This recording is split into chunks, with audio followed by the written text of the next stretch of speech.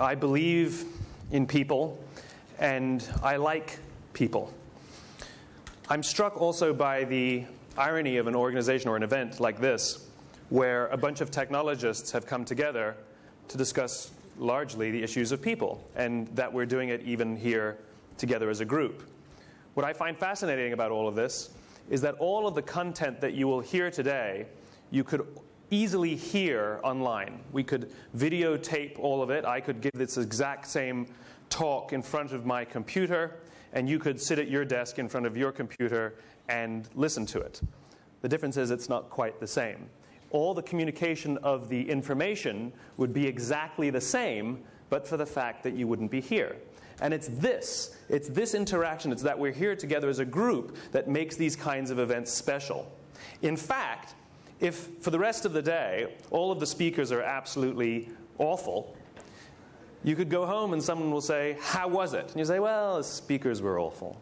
And they'll say, "You're going to go back again next year?" And they'll say, "Of course I'm going again next year, because I had a wonderful time, because I met all these wonderful people." And this is where the ideas are exchanged. It's the conversations in between. And I'm fascinated about this idea. I'm fascinated by how in a world where technology is remarkable, the things that we can dream up and the things that we can do, yet we still come together as groups to do things as people. I was also struck by something that Neil Armstrong said, that he was grateful to be led by people who inspired him to yearn for that place, to yearn. Listen to that. That's such a wonderful feeling. And so it begs the question, sort of, what does it mean to lead? You know, why do people do what they do? I'm fascinated by this idea of leadership. And I read the same books as everyone else. I read the same books as all of you. And, you know, learn your style of leadership and how to adjust your style of leadership to fit to the situation at hand, et cetera, et cetera. That's not leadership. That's management. All leaders have one thing and one thing only: followers. That's it. That's it. If you're a leader, it means you have followers. It has nothing to do with rank. It has nothing to do with intelligence. It has nothing to do with seniority. If people are willing to follow you, you are a leader. The question is, what's a follower? A follower is somebody who volunteers to go where you want to go. Someone who raises their hand and says, "I choose to follow you." We can get people to do all kinds of things using authority. That doesn't make you a leader. A leader is when someone says, "I volunteer to go where you're going." The question is, why should anyone follow you? There's only two ways to influence human behavior. You can either manipulate people or you can inspire people. Examples of manipulation in the business world are things like dropping your price. If you drop your price low enough, people will buy from you. We know this. Promotions, 2 for 1, free toy inside. Or if you're in the business-to-business space, we call it value added. The concept is the same. It's giving things away for free to reduce someone's risk so they'll choose you over the competition. And it works. Innovation. What organizations like to call innovation is really novelty. Innovation, real innovation, changes the course of industries, if not the way we live our lives. Adding a camera to your cell phone is a wonderful feature, but it is not an innovation. It's the difference between steps and leaps. The problem is what most organizations think is innovation is really novelty. It's the latest shiny thing. The example I love to give is an American example about Colgate toothpaste, the brand of toothpaste. In the 1970s, there were only 2 choices of Colgate toothpaste. Do you know how many there are now? 27. 27 different choices of one brand of toothpaste. Because what happened was competition increased and the metric went down. Whether it's revenues or market share, profit, doesn't matter. The metric went down. And so they added a new product. And the population went, "Ooh, shiny." And we were all drawn to it. The problem is the competition copied. This is one of the problems with competition, you see. They compete. And then the metric went down again. Well, it worked the first time, so we'll do it again. And they added another product, and another product, and another product, and another product. And before you know it, you have 27 different line extensions, which means that their competition is offering about the same number of products at about the same price, about the same quality, about the same service. Literally hundreds of choices of toothpaste to choose from. And yet I have no data to show that people are brushing their teeth now more than they were before. And the best part is, what do these companies complain about now? What's their biggest challenge? How do we differentiate ourselves? This is hilarious to me, which is how do we get out of a problem that we created for ourselves? There are all kinds of other manipulations. Fear, wonderful manipulator. If any of you are parents, you know exactly what I'm talking about. You can scare people into doing all sorts of things. Aspirational messages. We're constantly being told you have to be aspirational. Give people something to aspire to. You can get people to join the gym with an aspirational message, but to get them to work out 3 days a week, that requires a little bit of inspiration. Now, I cannot dispute that these and many other manipulations work. The problem is, none of them breed loyalty. The problem is, none of them create trust. And over the course of time, they cost more money. Someone has to pay for it all. And over the course of time, it increases stress, both for the buyer and for the seller. It is stressful for us to make decisions today. In a world in which manipulation is the norm, where we are bombarded by manipulations from all sides, from all people, trying to get us to do any number of things, whether it's vote for them or buy from them or do something, the question is, how do we choose? What's right for us? It's called stress. We literally have trouble choosing these days. But it's stressful for the sellers as well. In a marketplace where manipulation is the norm, how do we stand out? How do we get heard? How do we find people to follow us? The alternative is inspiration. And there are only a few people and a few organizations that tend to rely vastly more on inspiration than manipulation. And I'll talk about some of the bigger ones, like Apple Computers, or Southwest Airlines, or Martin Luther King. And you see it not only in organizations, but great leaders as well, like Martin Luther King, or John F. Kennedy, or Nelson Mandela. And what I learned is that regardless of their size, and regardless of their industry, every single one of these leaders, every single one of these organizations thinks, acts, and communicates the exact same way, and it's the complete opposite to everyone else. All I did was write it down. And it's probably the world's simplest idea. I call it the golden circle. And it's 3 concentric circles, a bullseye. In the middle is why, the center ring is how, and the outside ring is what. Why, how, what. It's this little idea that distinguishes those with the capacity to inspire versus everyone else. Let me define the terms really quickly. Every single organization on the planet knows what they do. These are the products you sell, the services you offer. Everyone here knows what they do. Some know how they do it, whether you call it your differentiating value proposition, your USP, your proprietary process. These are the things that you think make you different or special or stand out from the competition, from everyone else. But very, very few people and very few organizations can clearly articulate why they do what they do. And by why, I don't mean to make money. That's a result. By why, I mean what's your purpose, what's your cause, what's your belief. Why does your organization exist? Do we really need another company to do what you're doing? Do we really need another one? Why did you get out of bed this morning? And why should anyone care? As a result, the way we think, the way we act, the way we communicate is from the outside in. It's obvious. We go from the clearest thing to the fuzziest thing. We tell people what we do. We tell them how we're different or how we're better or how we're special. And we expect some sort of behavior, a vote, a purchase, support, whatever it is. But not those leaders with the capacity to inspire. Regardless of their size, regardless of their industry, every single one of them thinks, acts, and communicates from the inside out. Let me give you an example. I use Apple frequently just because they're easy to understand and we all get it.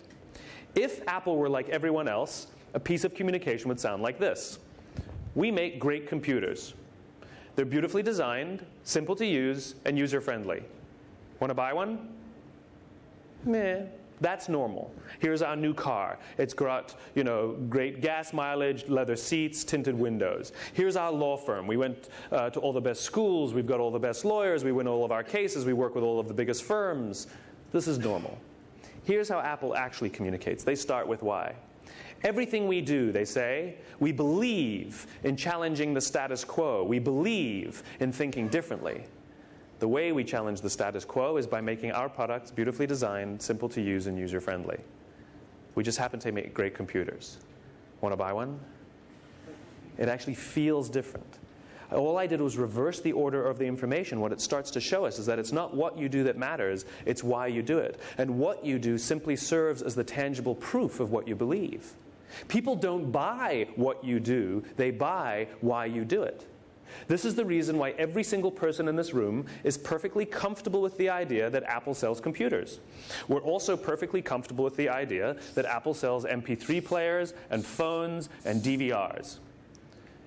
Apple is just a company, that's all they are. It's a corporate structure. Every single one of their competitors has equal and open access to the same resources, the same agencies, the same consultants, the same talent, the same media. It is a zero-sum game.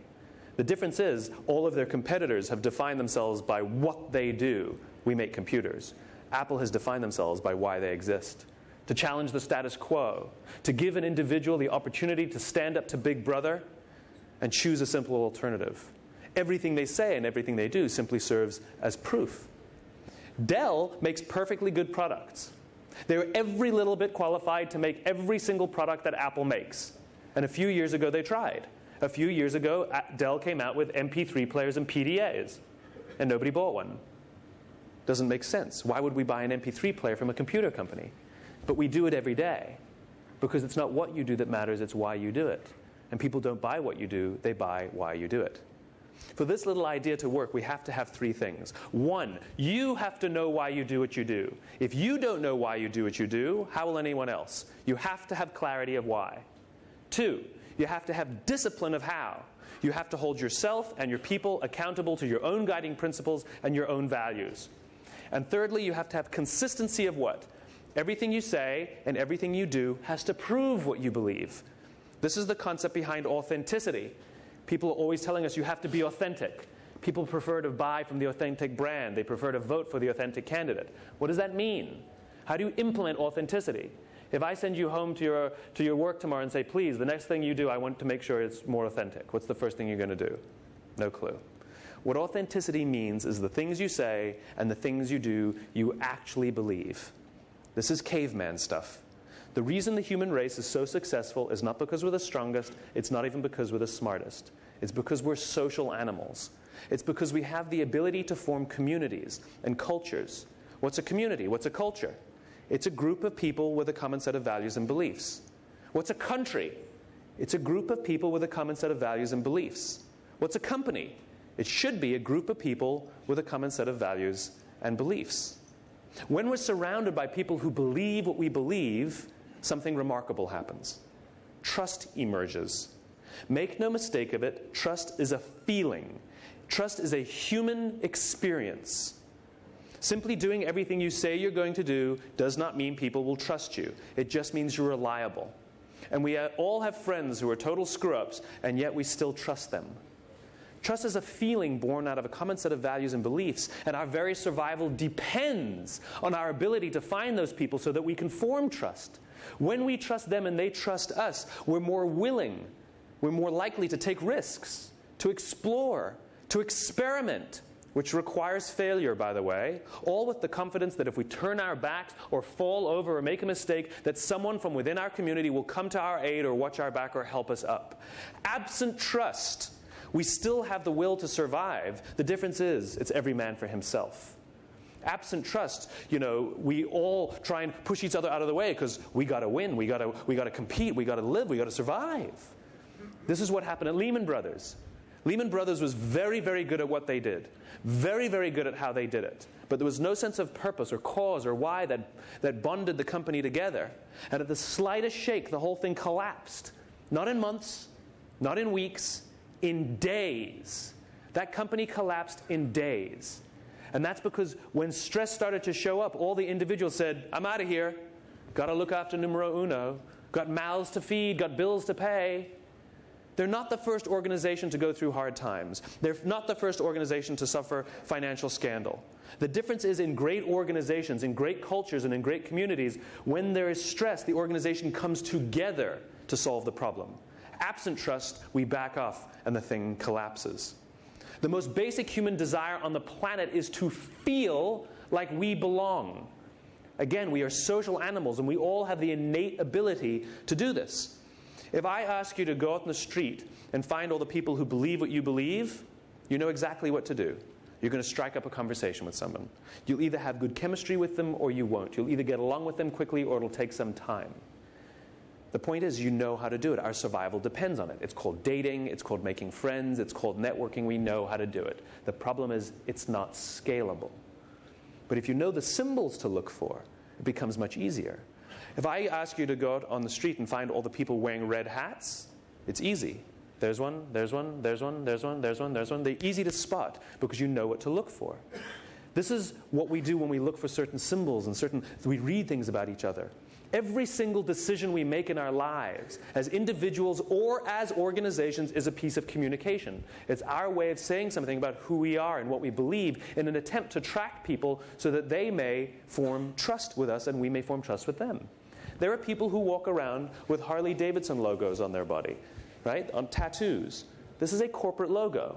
Some of them don't even own the product. But it has nothing to do with the company. It has to do with them.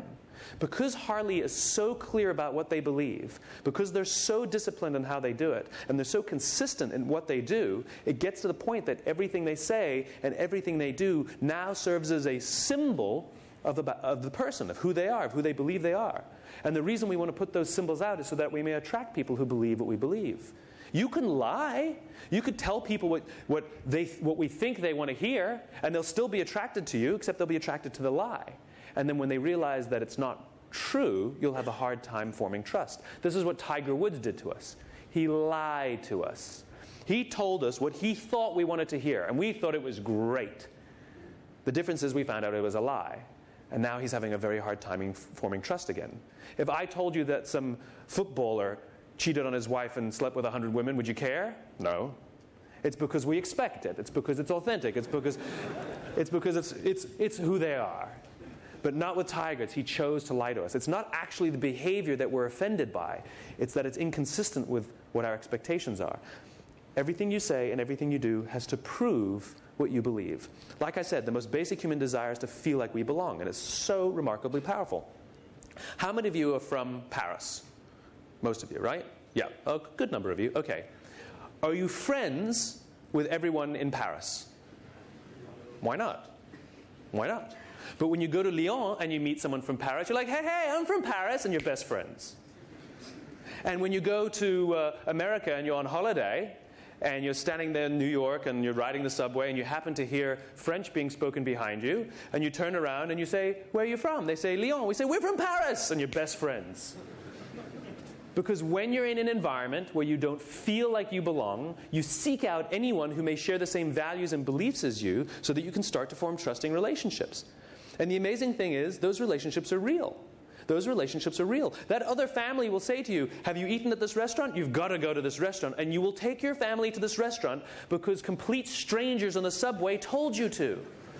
That's insane. If that happened here, if somebody on the metro just turned to you and told you to go to some restaurant, you'd go like this. The most basic human desire on the planet is to feel like we belong.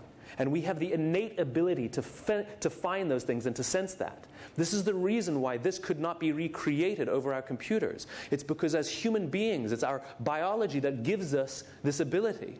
It's this ability to read each other. You know, the blogosphere gets very upset at me when I talk about this and how, you cannot replace these human experiences and these human feelings over the internet. They get very mad at me. And yet, every single year, 20,000 bloggers descend on Las Vegas to have a huge big conference they call Blogsphere, Blog World. My question is, why couldn't they do it online? It's because nothing can recreate that sense of human being, of human coming together. Nothing I'm telling you is my opinion. It's actually grounded in the tenets of biology. If you look at a cross-section of the human brain, looking from the top down, you see that the human brain evolved into three major areas that corresponds precisely with this little idea. The outside area is our neocortex, our Homo sapien brain, responsible for all of our rational and analytical thought and language. The middle two sections make up our limbic brains, and our limbic brains are responsible for all of our feelings, like trust and loyalty. It's also responsible for all human behavior, all decision-making, and it has no capacity for language. This is the reason you can't ask people, why do you do business with us? Why do you like us? They can't tell you. The part of the brain that controls behavior doesn't control language, and so they rationalize. This is the reason why the question, why do you love your husband or why do you love your wife, is a difficult question. Why do you love your wife? I don't know. That's where most people start. And then they start saying things, they start rationalizing. She's fun. I've known her forever. She's always there for me when I need her. It sounds like the household pet. And those aren't necessarily the qualities for marriage. My sister says of my brother-in-law, I never imagined I'd marry a guy like him. Right? What she's saying is, before I got married, I had a list of all the attributes I wanted in my future husband. And he's got none of them. And yet I fell in love with him anyway. I want to spend the rest of my life with him and raise a family with him. It is a human experience that we have trouble putting into words. And so we try. We rationalize, and then we say things that don't make sense. She completes me. I don't know what that means. What does that mean? It means I have a left arm and a left leg, and I'm looking for someone with a right arm and a right leg, and together we can make one. I mean, it's nonsense. What we're attempting to do is put into words the feelings we have towards another person or organization with the part of the brain that doesn't control language. And so we rationalize or make things up. We do the exact same thing at work. We talk about people who get it. And that guy, no matter how much data I show him, no matter how much information I give him, he just doesn't get it. What's it? How do we find people who get it before we do business with them to realize they don't get it? What we're attempting to do is put into words the feelings we have towards other people, this common set of values and beliefs, with the part of the brain that doesn't control language.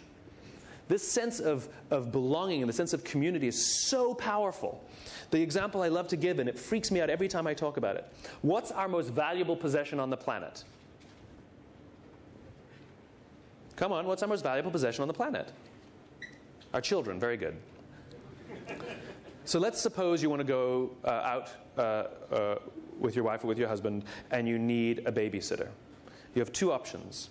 Option number one is a 16-year-old from just down the street with barely, if any, babysitting experience. Option number two is a 32-year-old from you don't know from where. She just moved into the neighborhood, and she's got 10 years of babysitting experience. Who do you choose? The 16-year-old. You choose the 16-year-old. You would rather trust your most valuable possession on the planet, your children, with somebody from within your community with no experience over somebody from outside, from you don't know where, with vast amounts of experience. Then why do we do it differently at work? Why are we so preoccupied with someone's CV and where they've worked and how long they've worked and how much money they made for our competitors, and yet we never think to ask what they believe, what they value? Can we trust you? Can you trust us? Leadership is the ability to stand on the street corner with your own red hat and simply talk about what you believe. Got a red hat? Got a red hat? Got a red hat here. And all the other people wearing red hats, whether they know their own why or not, whether they can see their own red hat or not, are eerily drawn to you. Because what you're able to do is put into words the way they see themselves. What you're able to do is put into words the values and beliefs that they hold dear, and they're drawn to you because they feel that they can trust you and they can start to form community around you. This is what leadership is. Leadership puts our own desires and our own values and our own beliefs into words. There's an inextricable link between leadership and communication. Those who lead are the ones who can clearly talk about what they believe, and those who can clearly talk about what they believe are the ones who lead. Let's imagine that we're out on a tour, a 3-hour tour on a boat, and we get stranded on a desert island. Here we are, all stranded on the desert island. The question is, how will we get off the island? Well, one of us stands up and says, I will lead. We like that. We're social animals. We appreciate leadership. And he stands up and says, okay, who's got ideas? You think we should build a fire? I like it. Good. You think we should look for food? Good. You think we should build a boat? Good. I like it. Okay, let's take a vote.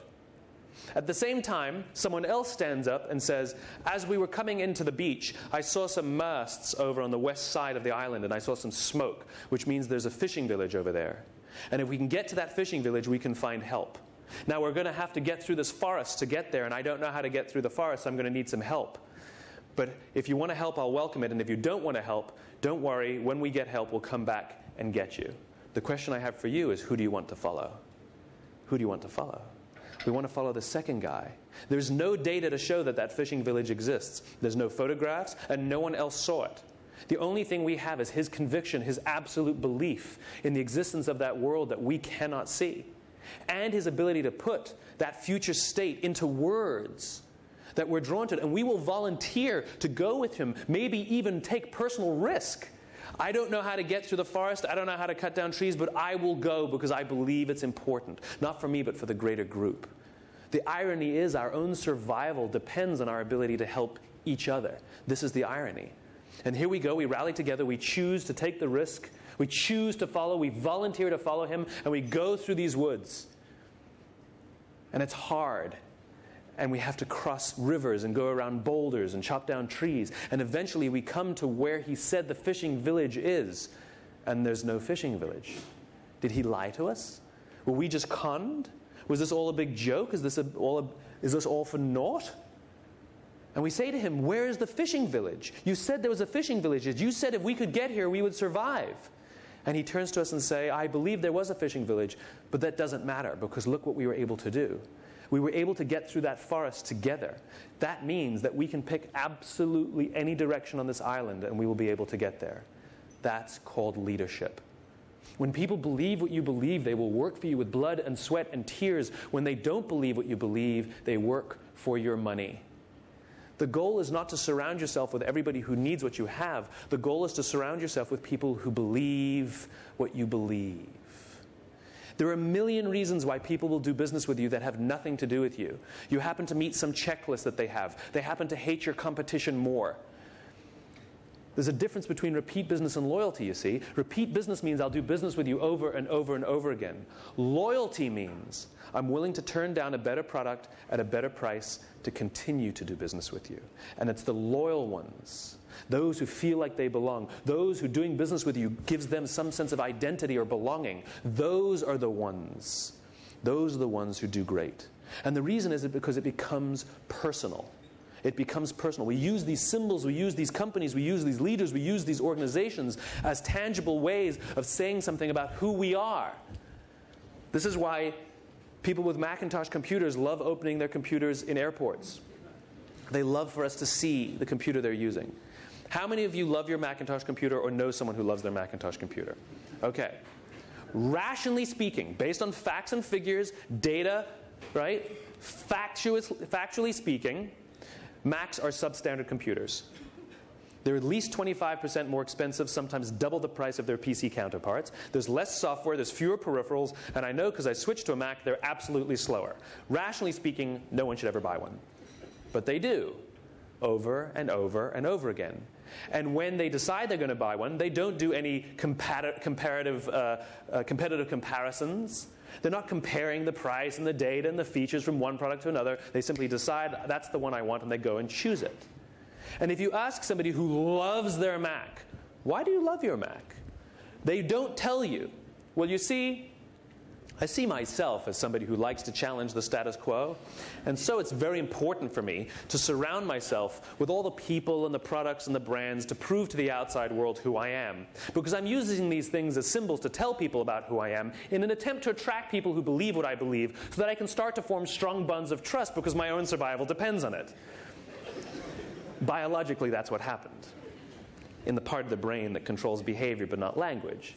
And so they rationalize. It's the user interface. It's the simplicity. It's the design. And they say things that don't make sense. I'm a creative person, whatever that means. At the end of the day, what they're doing is they're using this symbol to say something about who they are, which is why people with Macs will never put big stickers of their families over the tops of their computers. It'll never happen.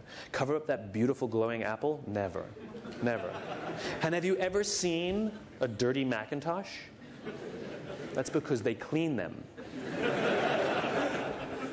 How many of you have broken out the glass cleaner simply to clean your HP? It doesn't happen. Never. But people with Macs will sit there and clean their computers, right? Because we have to keep it clean, because it is a symbol of who I am. And when you tell them, you know that you bought a substandard computer, they start foaming at the mouth, and they start getting angry, and they'll probably call you an idiot. And the reason they take it so personally is because you didn't insult their computer, you insulted them. Because Apple is so clear about what they believe, so disciplined in how they do it, and so consistent in what they do, that symbol now serves as a representation of who I believe I am. And if I surround myself with enough of these symbols, if I'm consistent enough, you'll know something about me. It's the same thing as a flag. What's a flag? A flag is just a logo. A flag is just a symbol. Who cares about the flag? But we don't. We get angry when we see people burning our flag. Why do we get angry? Because you're attacking me. What do you mean I'm attacking you? I just burnt my own property. No, we get angry because it's a symbol of our values and beliefs, and when you attack the flag, it's the same as attacking me. Where do you think the mafia comes from? You killed my cousin, now I have to kill your whole family. You didn't do anything to me.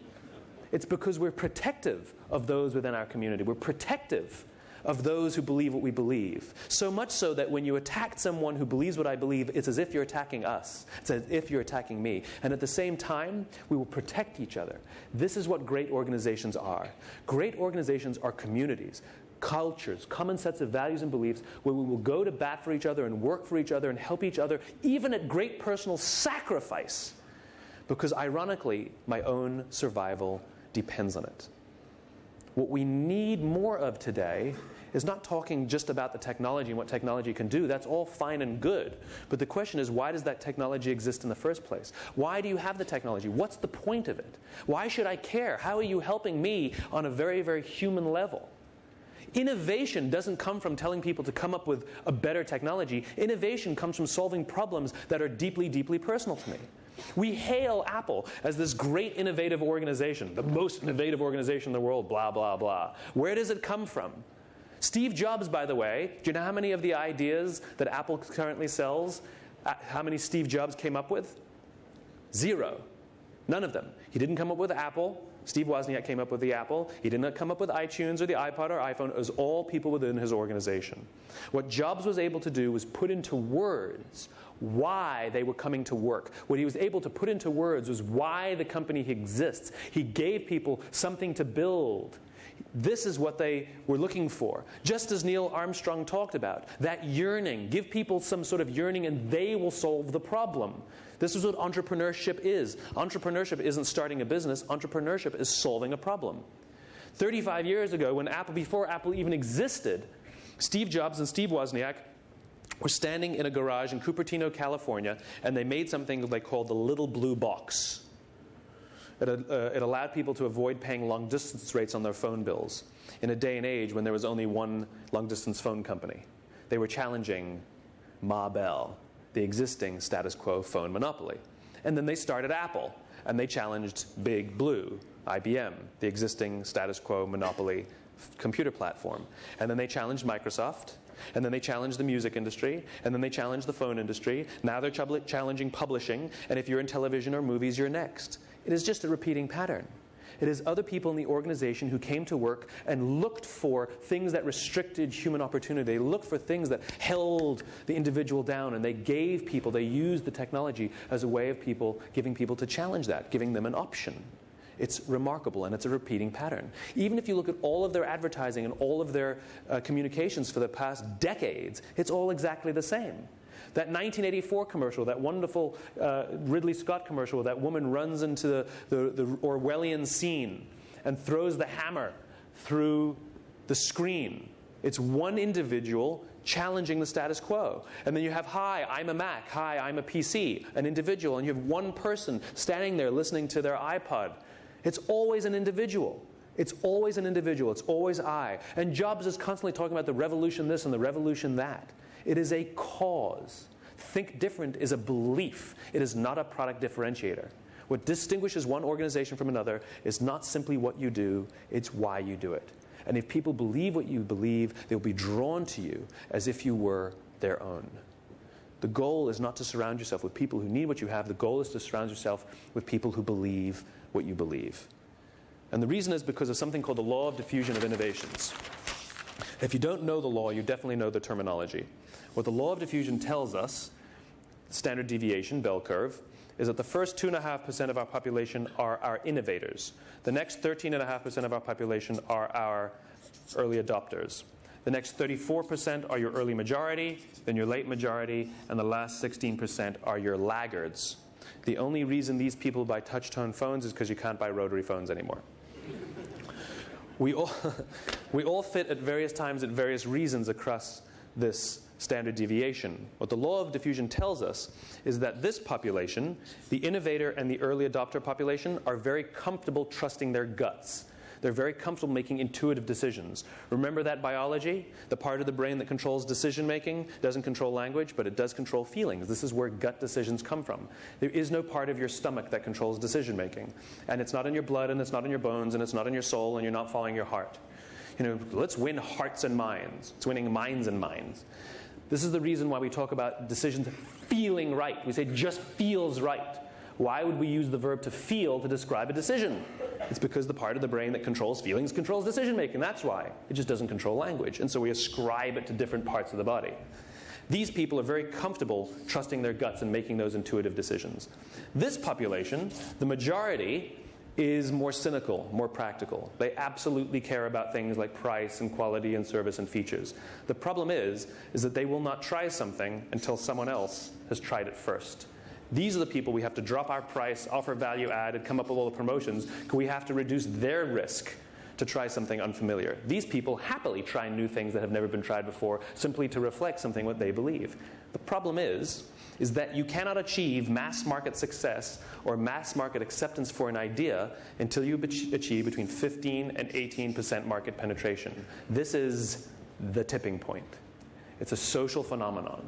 The problem is that it's hard to get there.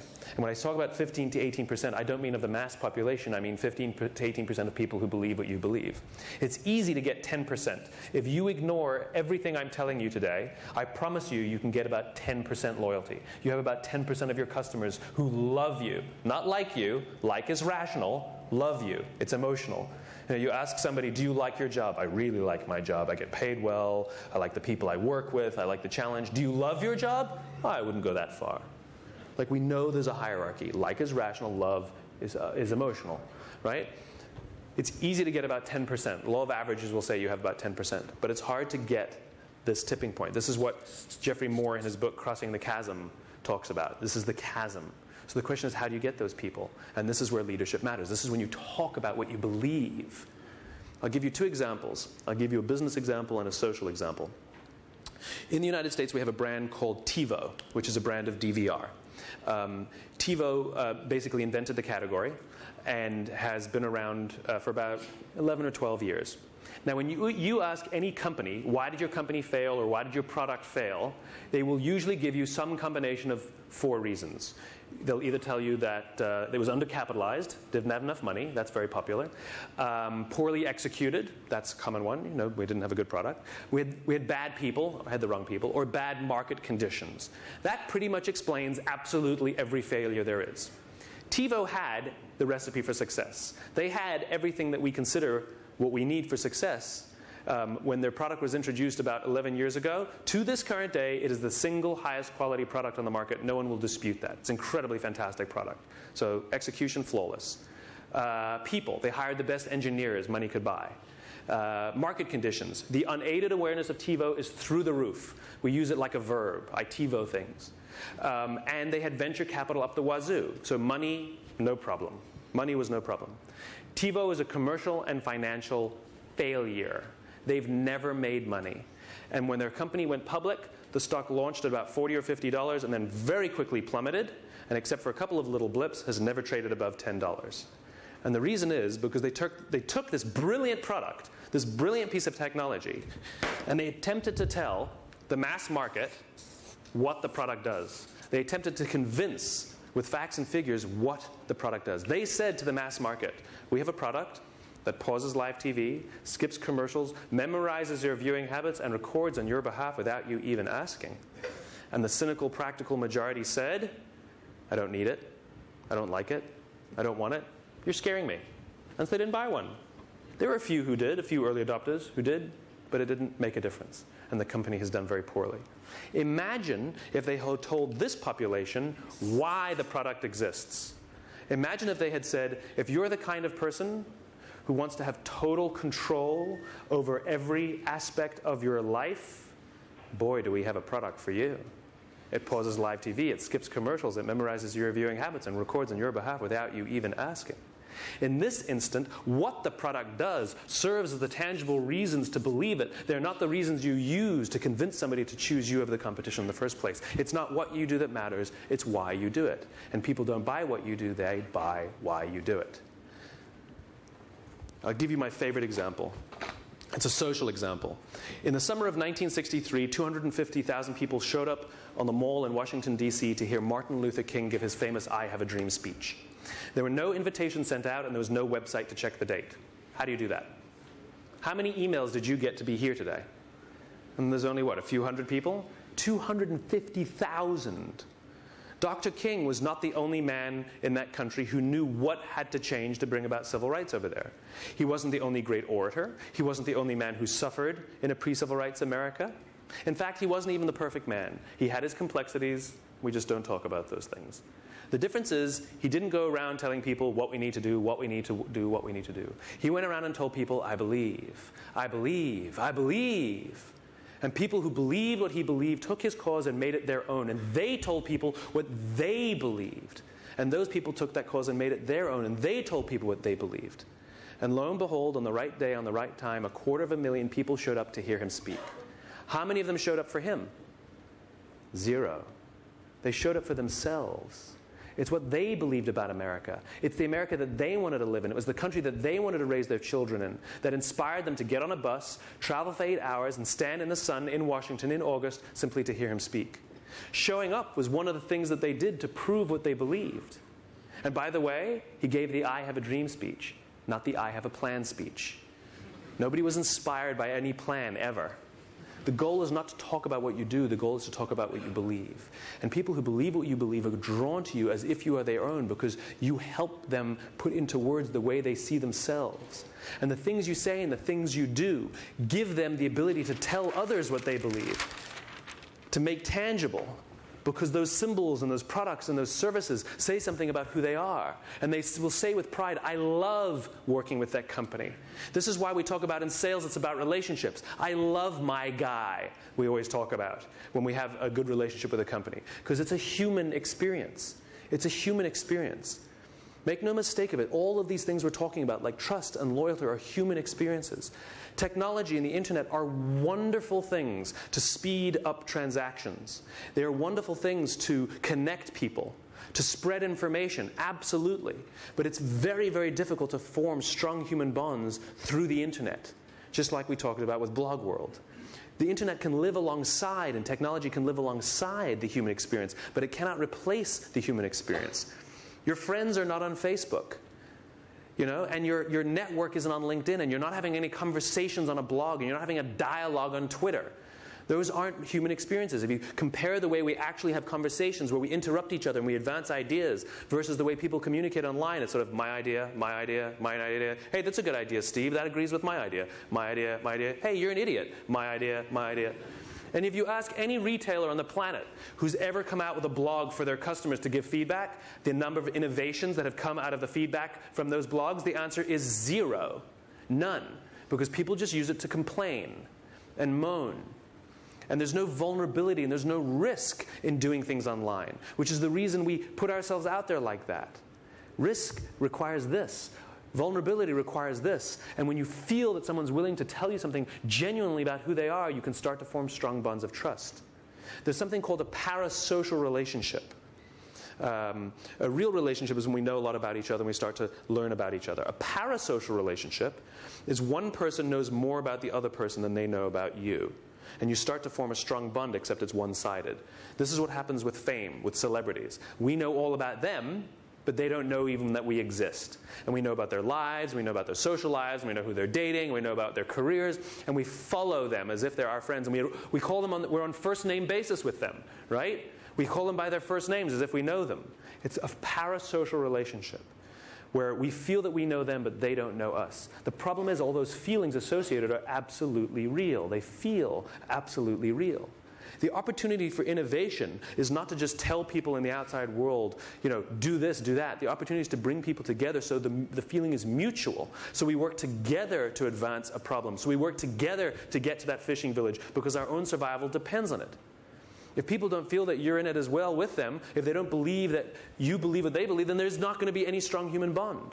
The opportunity is to articulate your vision of the future that does not yet exist yet. What is your vision? What is your fishing village? And are you putting it into words so clearly that other people can understand it as clearly as you can, and they can tell others about it? And they want to go there, and they will risk blood and sweat and tears to help you get there. Not for you, but for themselves. And they will watch your back and help you explore, just like that 16-year-old that you hired to babysit your children, because they get you, they understand you. They know that you're the same. They know you believe what you believe. This is the goal. Human relationships, real trust, real loyalty that is not born out of products and services, but born out of beliefs and values. There are leaders and there are those who lead. Leaders hold a position of power or influence, but those who lead inspire us. And whether they're individuals or organizations, we follow those who lead not because we have to, but because we want to. We follow those who lead not for them, but for ourselves. This is for those who want to find someone to inspire them. This is for those who want to inspire those around them. Thank you very much. Thank you. Thank you. Thank you very much. Thank you. Thank you very much. Thank you. Thank you very much. We've left some time for questions. So if you have any questions, I'm happy to field anything. Yes? I got two, actually. Okay. First, do you think why has to evolve at some point, or is it a necessity? Yeah, do you think why has to evolve at some point, or is it a necessity? And my second question is going to be, well, you haven't talked a lot about how. Yeah. It seems more important than what in your diagram. Yeah. So can you... Sure. So I'll answer the questions in the reverse order. How is about process and structure. It's how we do things. And in the business world today, this is tactics and this is strategy. Or we set a goal and we figure out the strategy to get there. And if we miss the goal, we either change the goal or we change the strategy, and then that's business. Right? But in reality, what makes the great organizations go is that they understand this fishing village, this place far off in the future, this vision of the future, why this purpose or cause, and the structures and the processes that they build, how they're going to do that, what they're going to do, in terms of actions, is all driven by that, not by the goals. Right? The goals are the waypoint. And so I have a sort of a very different read on waypoints. I don't believe, by the way, that any one of these pieces is more or less important than each other. They're all equally important. The difference is lots of people talk about process and lots of people talk about product. Right? We don't even have a word for this. Like I said, strategy, tactics. We don't even have a word for this. The point is that every organization on the planet functions on all three levels. But most of us are only even aware of two of them. And so the reason I talk primarily about this one is because that's the missing piece. And you need to have all three for the system to be in balance. But they're all, how is not more important than what? What did Thomas Edison say? Vision without execution is hallucination, right? You can have all the vision in the world, but if you don't execute, who cares? Right? It's like that fishing village example. Somebody could have stood up with the same vision of that village and just walked away. No ability to communicate it, then there's no value. He's a visionary, he's just not a leader. And there are plenty of people who are great communicators, but no vision. So they're great communicators, but they're not leaders. They give a great speech about how we need to work together, but then we don't know how to get off the island. So I don't think that it's more important, but there are lots of people who talk about these things and know much more about these things than I do. So it's all three pieces. And in terms of your first question, does the why evolve? And the answer is no. You only have one why. Each individual only has one why, and your why is born from your upbringing. We are products of our childhood. Who we are, which is the sum total of all these three things, my beliefs, my values, and what I do to the outside world, who we are comes from our teachers, our parents, and the experiences we had when we were young. Our whys are fully formed probably by the time we're 18 or 19, and it never changes. The rest of our lives are opportunities to either live in balance or not, to either feel fulfilled by the work that we do or not. And we sometimes make right decisions and wrong. And with companies, it's the same, which is the why of a company is born at the founding of that company. At the founding, a company is one of the things that an entrepreneur has done to bring to life something they believe. The great companies usually solved a real human problem. The companies that really struggle to survive are the ones who are just looking for some market opportunity. And they pour money into it because they can't rally people to commit to anything. They can't rally people to sacrifice. The best they can do is offer them a big bonus. And that doesn't really appeal to everyone. There's a great story from the space program. It was November of 1969. And it was Apollo 12. So Apollo 11 had already landed on the moon in July, and this was the second lunar mission. And so obviously the press was all there, and everybody was excited, and it was all wonderful. And a journalist was walking through NASA, and she finds somebody wearing a NASA badge, and she says, "Can I talk to you?" He said, "Absolutely." And she starts asking him questions, and he knew everything about the Saturn V program, and he was excited, and it was amazing. And he talked about how they're putting a man on the moon, and we're going to do it again, and he knew everything. And after about half an hour, 45 minutes, she said, "So what specifically do you do for NASA?" And he said, "Oh, I'm the janitor." The point is when the cause is clear, everyone inside the organization is equally emotionally committed to it. And most of us, when we talk about superior technology, the only people who think that's cool are the engineers. What about if your receptionist isn't as emotionally involved in it, then you don't have a clear why. The CEO and the receptionist and everyone in between need to be committed to this. They all have different jobs. They all have different responsibilities. You know, the CEO's job is not to control it. The CEO's job is to keep talking about the fishing village and remind people why they come to work. Then they have the COO or the CFO, who's the operator, the one who figures out how we're going to bring that vision to life. We do ourselves a great disservice in business by making one line of leadership. We say CEO is number one and CFO or COO is number two. And all these guys think that they're in line for this job, right? It's not true. It's 1 and A. It's parallel. And this job is about very, very far in the future, and this job is about now, how we're going to build that. You know, these how types can do very well in the world, but they'll never change the world and they'll never build billion-euro businesses. These guys, they can change the world or build billion-euro businesses if only they knew how, right? And you see always in great organizations, any social organization that ever achieved anything big, there's always a partnership between the why and the how. You know, Steve Jobs and Steve Wozniak, Bill Gates, Paul Allen. You know, it was Bill Gates who had the vision to put a PC on every desk, but it was Paul Allen who built the company. Walt Disney, Roy Disney. Walt Disney was the one who talked about good, clean family fun, but it was Roy Disney who built the company. He came up with Buena Vista, he came up with the licensing, and it goes on and on and on. And you see these kinds of partnerships everywhere. What's amazing is when you look at the history of the partnership, Steve Jobs and Steve Wozniak grew up together in high school in California. Bill Gates and Paul Allen grew up together in Seattle and dropped out of Harvard together. Roy Disney and Walt Disney were brothers.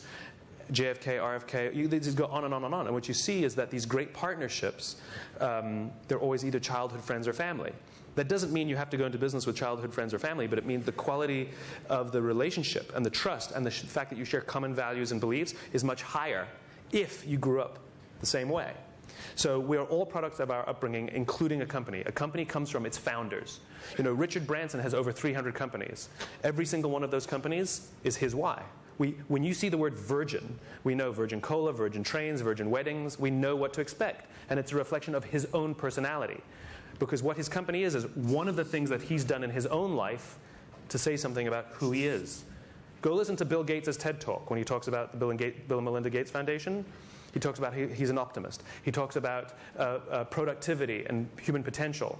And if you replace the word mosquito nets with a PC, it's the exact speech he gave in the 1970s. What he's doing is different. Why he's doing it is exactly the same. A company is born, the company's why is born at the beginning. Whether it stays clear or not is a different story, but it comes from the founding of the organization. And it never, ever changes. It can collapse and have to be rebuilt if it collapses, but it never changes. Yes, Simon, you describe a lot of companies with a why, and you identify them with one founder and one guy. Yeah.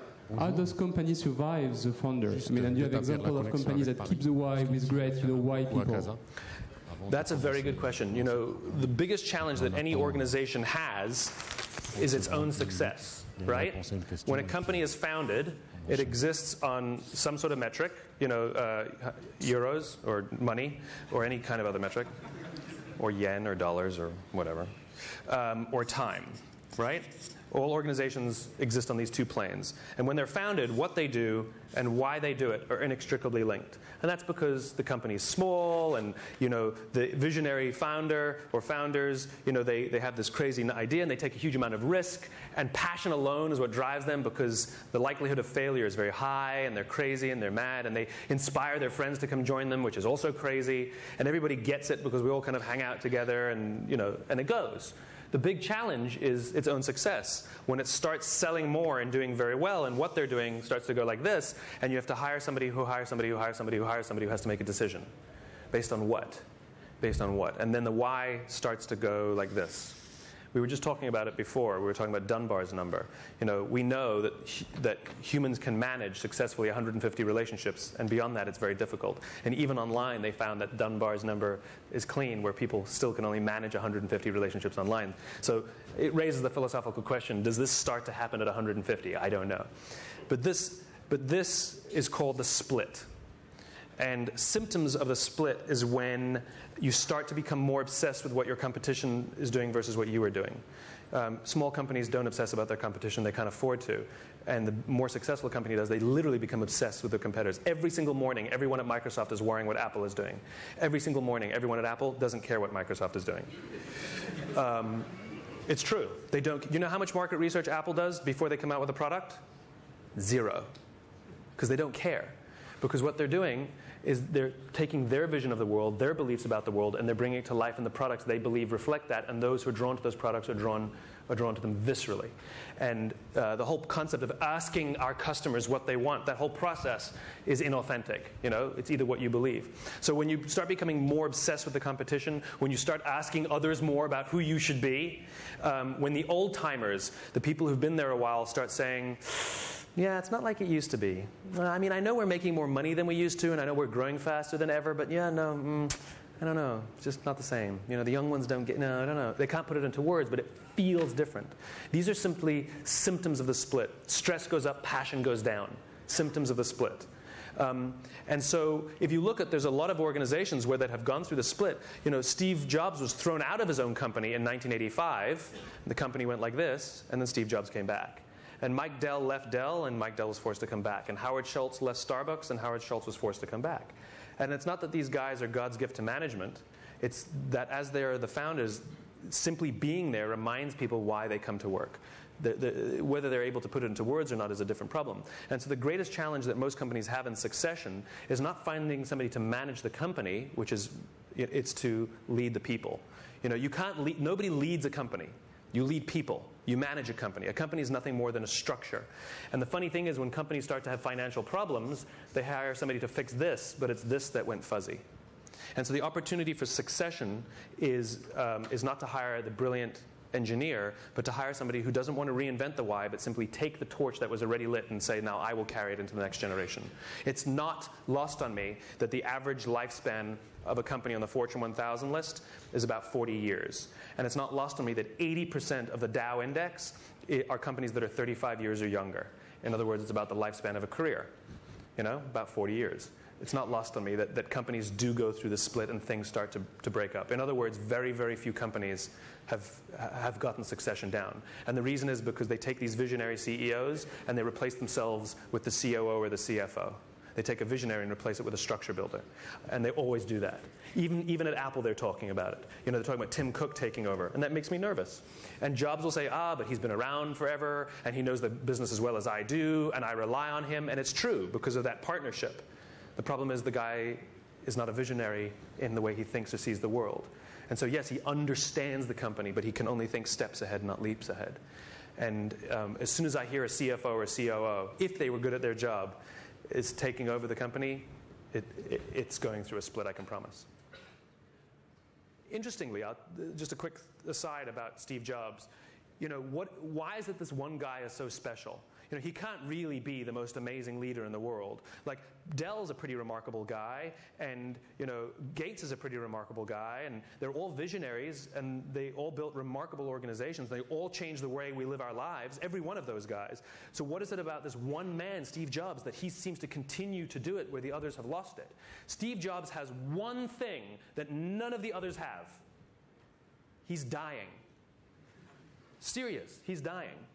Think about the people who take the big risks in the world. Young people take big risks because they're oblivious of the risks ahead, right? This is why entrepreneurs, have that youthful spirit, or they tend to be young.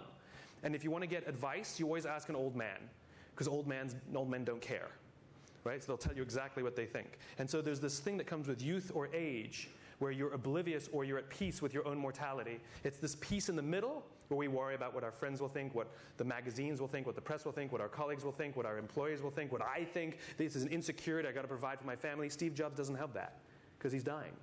And so he still acts like a little boy or an old man. Asked, what will Wall Street think? He doesn't care what Wall Street thinks. Just like somebody young or somebody old doesn't care what Wall Street thinks. So that's, I believe, my theory is one of the reasons that Steve Jobs is such a remarkable executive is not because he's a genius, it's because he's dying. Seriously.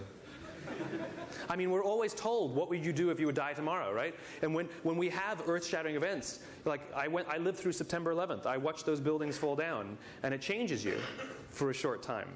And then we go back to the way things were. And we come to terms with our own mortality and realize we only have one life to live. And why am I doing this? I should just risk it all and have fun. And I should take 3 months off and go on a holiday. Because, well, imagine having that every day. It's like, why do we get so much done the week before we go on holiday? Because there's a deadline. A deadline. I never thought about that. Thank you very much. Thanks very much. Appreciate it.